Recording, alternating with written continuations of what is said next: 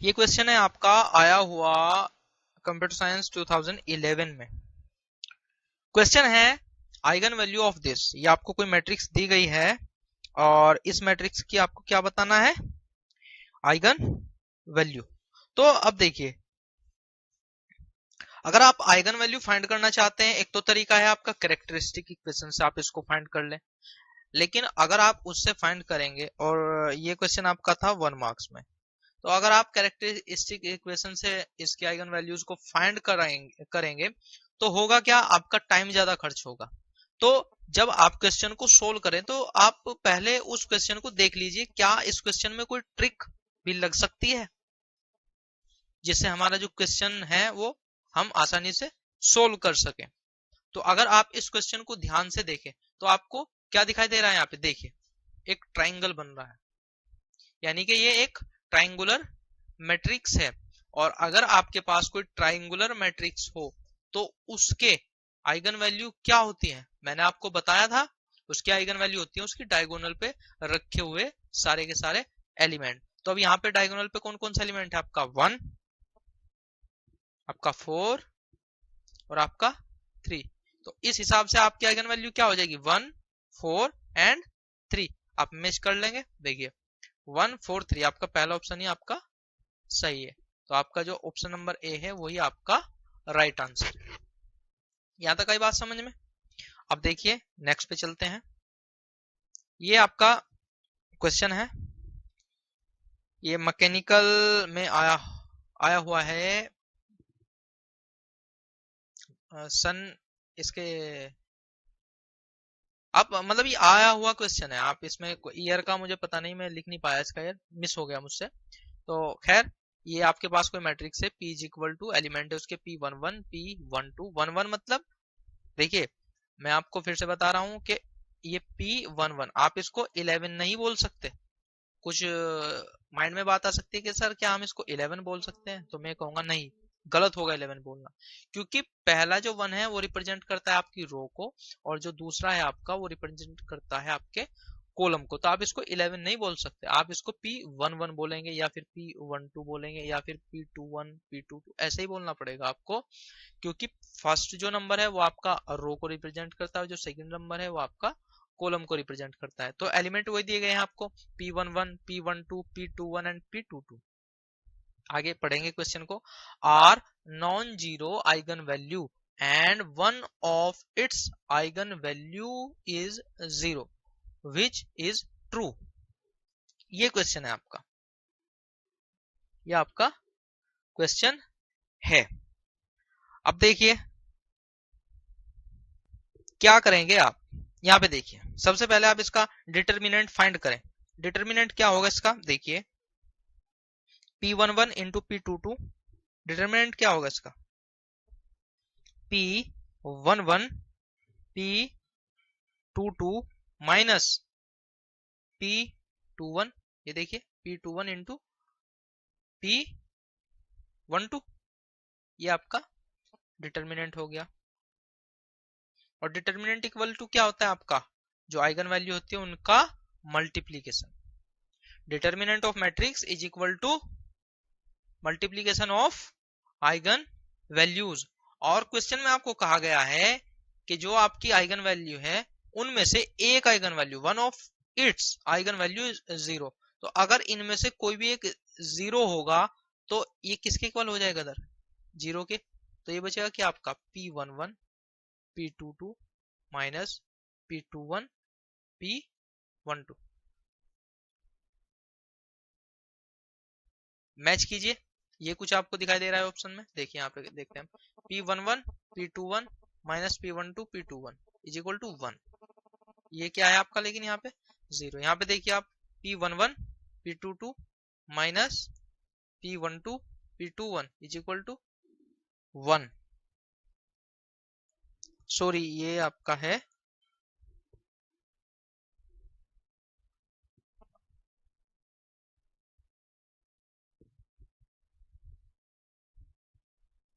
आपका प्लस है, यहाँ पे ये प्लस है। तो P11 P22 plus P12 P21 is equal to 1। ये भी नहीं मैच हुआ। अब देखिए सी पे P11 P22 minus P12 P21 is equal to 0। देखिए आपका ये ऑप्शन मैच हो रहा है, तो इस हिसाब से आपका आंसर नंबर क्या होगा, सी। सी आपका होगा आंसर। यहां तक बात आई पकड़ में। अब देखिए आपके पास कुछ अदर प्रॉपर्टीज है, उन प्रॉपर्टी का इस्तेमाल भी आप करते हैं अपने क्वेश्चन को सोल्व करने में। तो कौन कौन सी प्रॉपर्टीज है, मैंने इनको नाम दिया है अदर प्रॉपर्टीज। मतलब जो प्रॉपर्टीज आपने पढ़ ली हैं, आपने जो सीख ली हैं, उनसे अलग है प्रॉपर्टी। क्या है, कहा गया है if eigen value of A कोई आपकी मैट्रिक्स है, is λ1 λ2 λ3 λ4 and so on, then eigen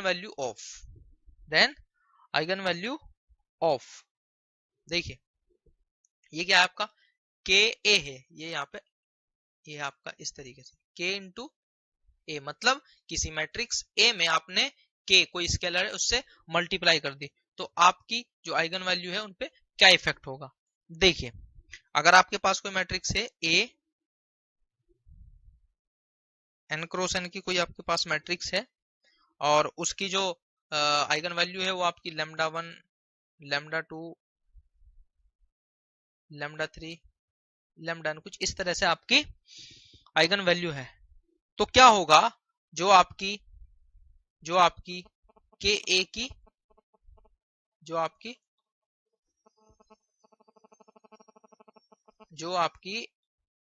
के ए की ए इंटू ये आपका कोई के ए की जो आइगन वैल्यू होगी उनमें सिंपली जो आपका स्केलर है वो सिंपली मल्टीप्लाई कर देगा। कैसे, ऐसे देखिए के λ1 के λ2 के λ3 एंड सो ऑन के λn। कोई प्रॉब्लम नहीं होनी चाहिए। अगर आपके किसी स्केलर से आप किसी मैट्रिक्स को मल्टीप्लाई करते हैं तो उसकी जो आइगन वैल्यू है उनमें उस स्केलर की मल्टीप्लाई हो जाएगी। यहां तक बात आई समझ में। अब सेकंड नंबर पे है आपका, ये पहले नंबर पे हो गया था, सेकंड नंबर पे आपका ए ट्रांसपोज। तो आइगन वैल्यू क्या होंगी, देखिए अगर आपके पास कोई मैट्रिक्स ए है और उसकी आइगन वैल्यू λ1 λ2 λ3 ऐसा ऑन है, तो ए ट्रांसपोज की वैल्यू क्या है। देखिए यहाँ पे मैं ऐसे कर देता हूं, यहाँ पे देखिए थोड़ी जगह का,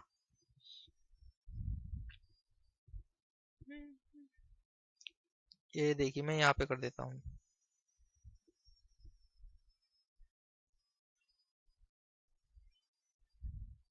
मैं यहाँ पे कर देता हूँ इसको, ये आपका ए ट्रांसपोज है।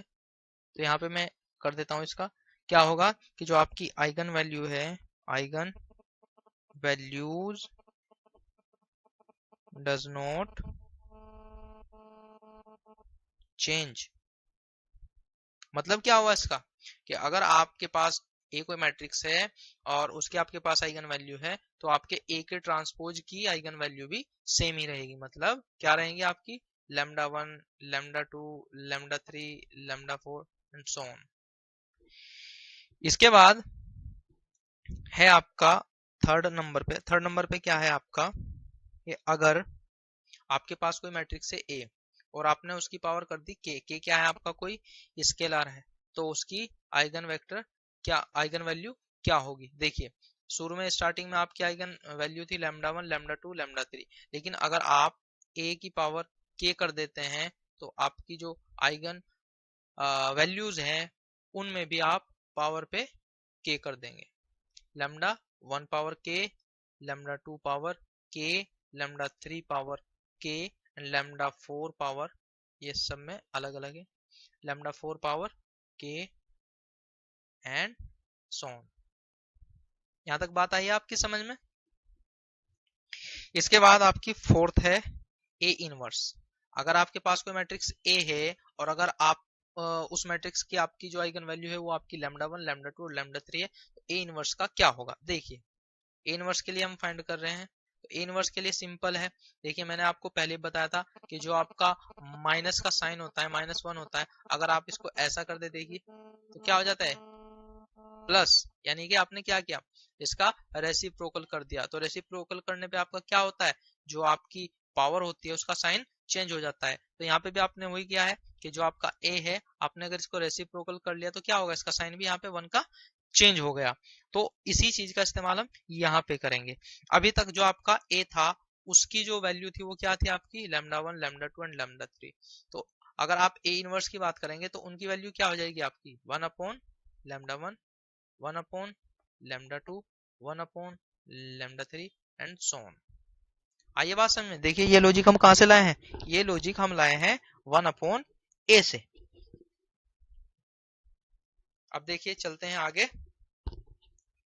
ये आपके पास कोई क्वेश्चन है मैकेनिकल 2003 में आया था ये क्वेश्चन। क्वेश्चन था for matrix 4 1 1 4 the eigen value. Option है आपके 3 -3 -3 -5 3 5 एंड 5 0।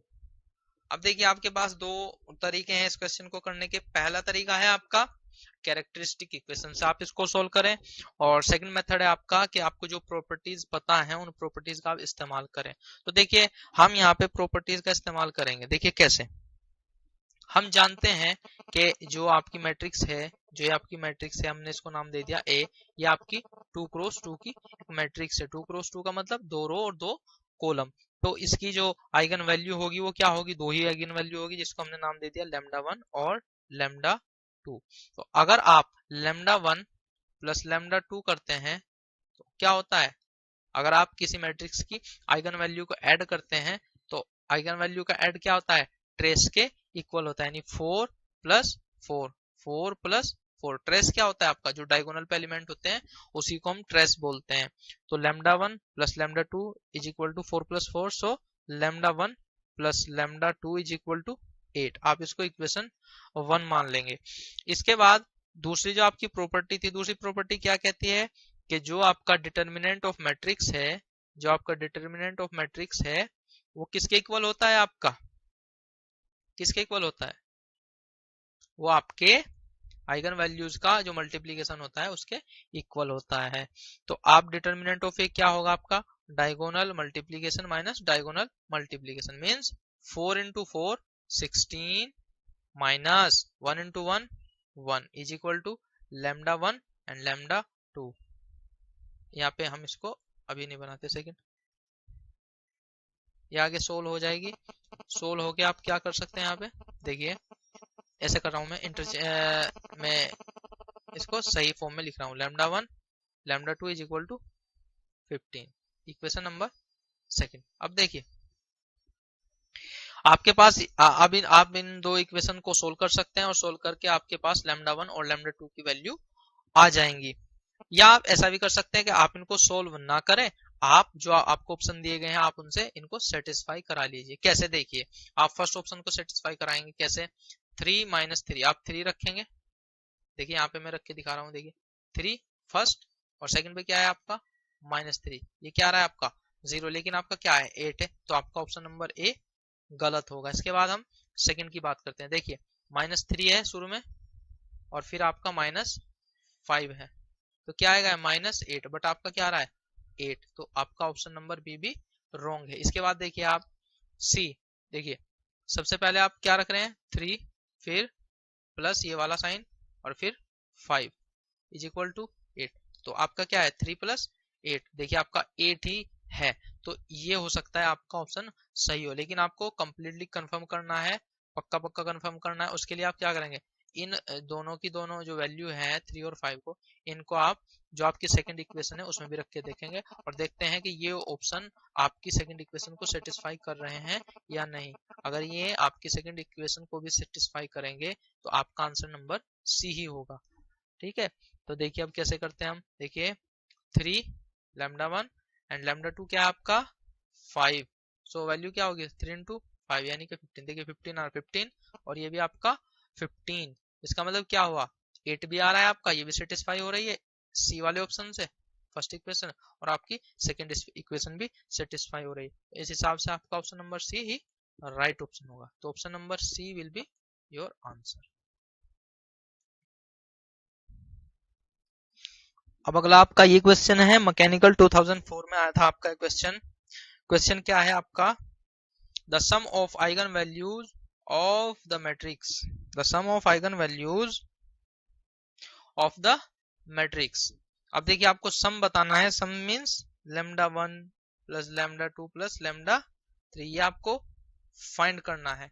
तो अगर आपको सम बताना है और सम बताने के लिए आपको क्या चाहिए, लैम्डा 1 लैम्डा 2 और आपका लैम्डा 3 यानी कि आइगन वैल्यू। अब आइगन वैल्यू का मैं फिर आज से आपको बताऊंगा कि या तो आप कैरेक्टरिस्टिक इक्वेशन यानी a माइनस लैम्डा इसे फाइंड कर ले, और या आप जो आपके पास प्रॉपर्टी है आप उनका इस्तेमाल कर सकते हैं।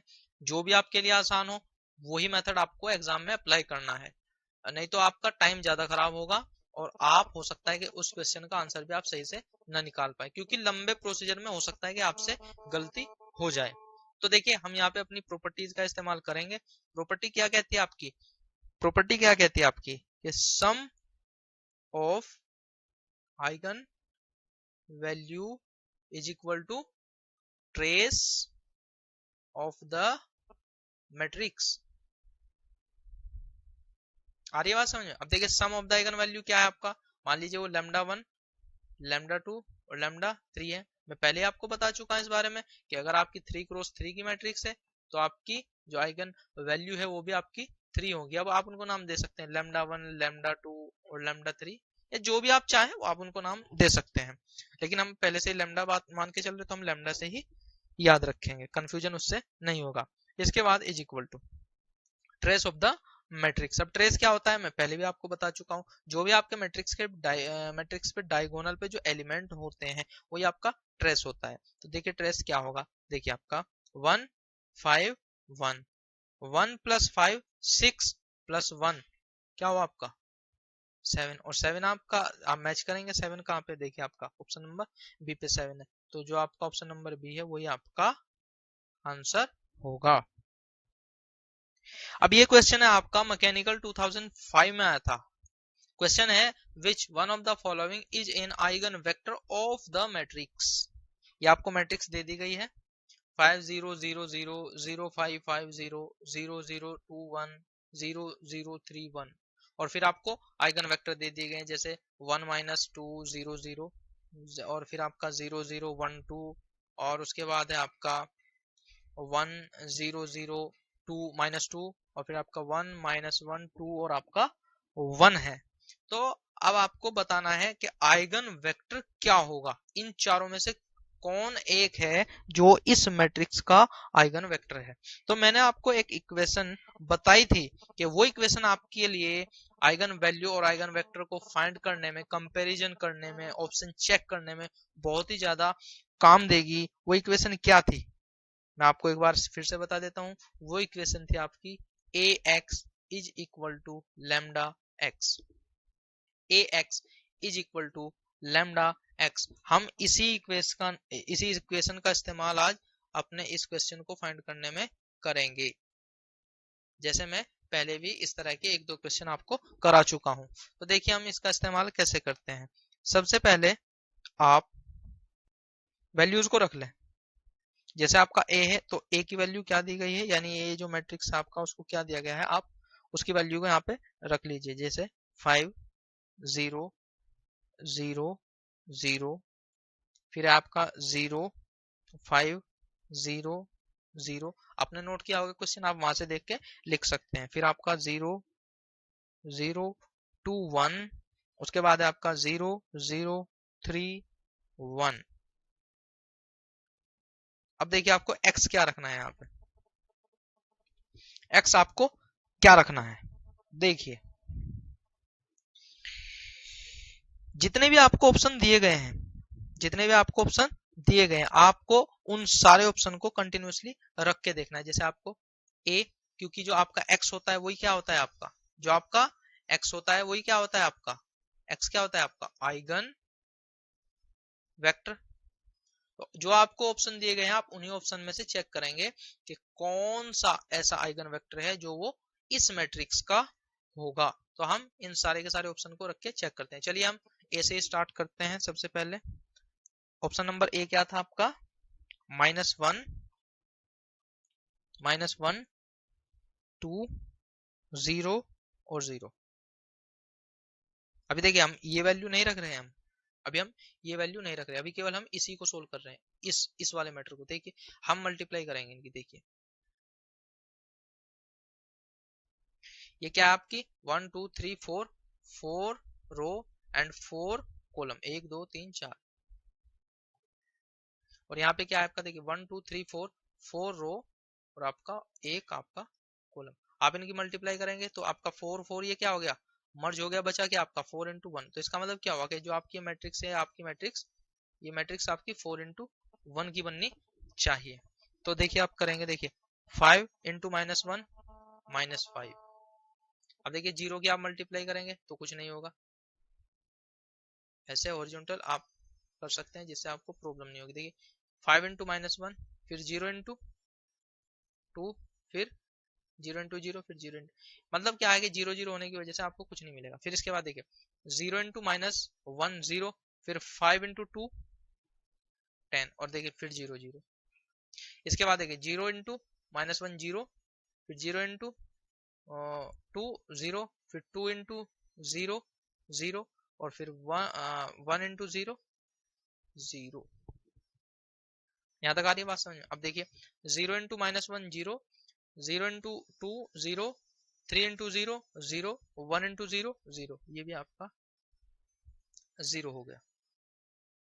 अब देखिए अगर आप इसको और सोल्व कर सकते हैं, यहाँ पे देखिए जगह कम है इसलिए मैं एक लाइन में 2 इक्वल के निशान ले रहा हूँ, जबकि 2 होने नहीं चाहिए आपके एक लाइन में। अब देखिए इक्वल टू, अब यहाँ से देखिए कुछ कॉमन आ रहा होगा, ये आ गया देखिए आपका कॉमन, लीजिए कॉमन क्या आ रहा है आपका यहाँ से 5, देखिए आपका कॉमन आ रहा है।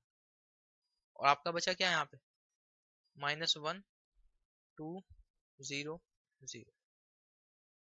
और अब आप इस पूरे के पूरे जो कंटेंट है जो आपका मिला है, आप इसको कंपेयर किससे करेंगे, इससे। तो अगर आप कंपेयर करेंगे तो लैम्डा की वैल्यू क्या है आपकी 5, और जो x है आपका वो क्या आया है -1 2 0 0।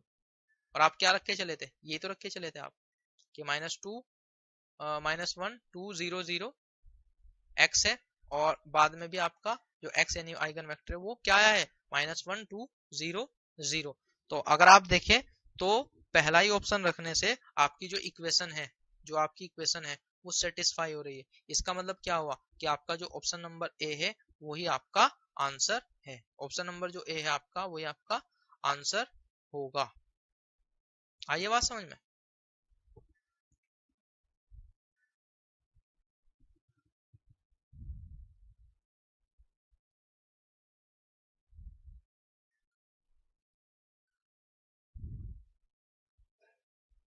इसके बाद आपका क्वेश्चन है मैकेनिकल 2006 में आया था ये question, eigen value of a matrix S. S कोई आपके पास मैट्रिक्स है, दी गई है आपको 3 2 2 3, ये आपके पास कोई मैट्रिक्स है और उसकी जो आइगन वैल्यू है वो 5 एंड 1 है।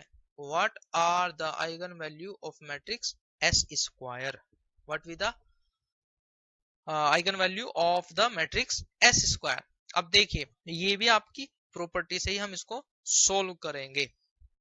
प्रॉपर्टी क्या थी आपकी सोल्व, कि अगर प्रॉपर्टी क्या थी आपकी कि अगर आपके पास कोई मैट्रिक्स ए है और उसकी आप किसी स्केलर कोई पावर है आपकी ए पावर के, तो आपकी जो आइगन वैल्यू हो जाएगी वो क्या हो जाएगी आपकी लैम्डा पावर के और लैम्डा 2 पावर ऑल्सो के।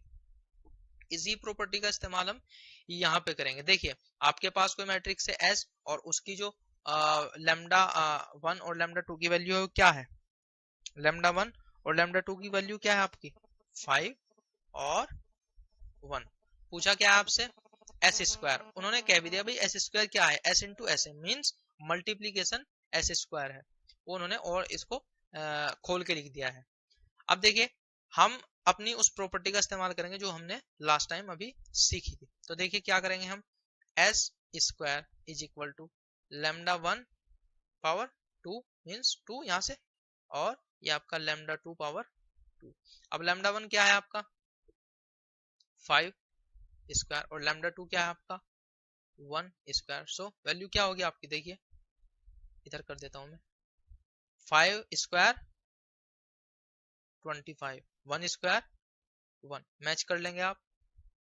देखिए 25 1 25 1, देखिए आपका पहला ऑप्शन 25 1 है जिसमें आपकी ये वैल्यू सही है, तो आपका ऑप्शन ए आंसर होगा।